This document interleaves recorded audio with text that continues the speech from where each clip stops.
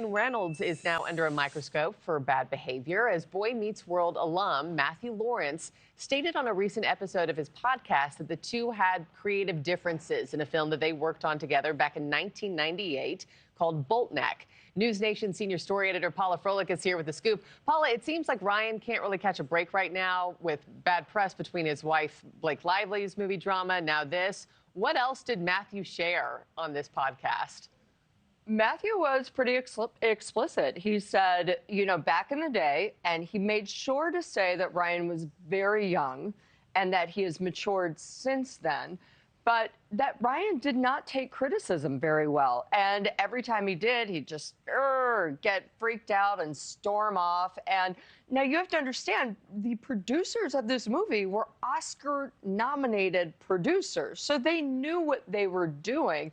However, Ryan, in his youth, thought that he knew better and, in a serious role, tried to make it comedic. At one point, even tried to channel his inner Jim Carrey, at which point the producers were like, listen, this is not this. Please don't do Jim Carrey. Please do the role, and please be yourself. And he did not like that. But what's interesting, Markie, is that Ryan Reynolds has always been seen as the nice guy.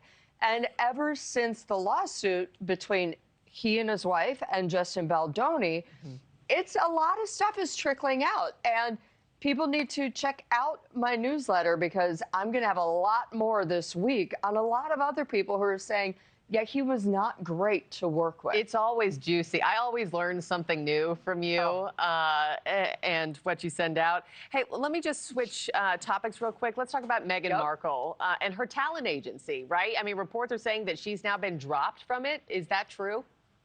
Yeah, these reports should be taken with a little grain of salt. So the truth that we know is that Meghan Markle is, and her charity, Archwell, are being represented by William Morris Endeavor, WME, which is headed up by a very powerful agent and billionaire named Ari Emanuel. Now, people who have read my column will know that Ari has not personally taken Meghan's call in a very long time. He helped sign her up. He said, we're going to do all this with you. However, these reports say that there was a very bad meeting at the WME offices where Meghan kind of threw a fit and had a bit of a meltdown. And he was just like, yeah, we're done.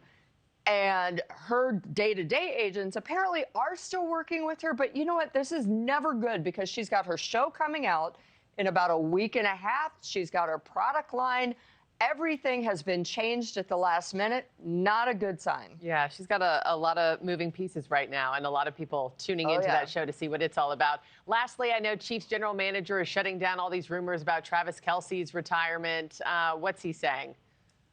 Well, I don't know if he's shutting down the rumors. So as we said before, May 15th is the big old deadline for Kelce to be like yay or nay. However, the general manager is saying, you know what, he was very ill before the Super Bowl, which is why his performance was perhaps suboptimal.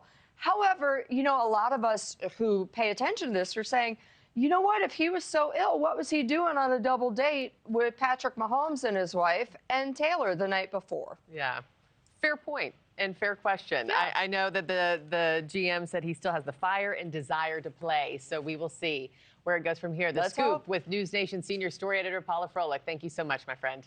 Thanks for watching, everybody. Go to joinnn.com to find NewsNation on your television provider. Also, don't forget to click that red subscribe button below to get more of NewsNation's fact-driven, unbiased coverage.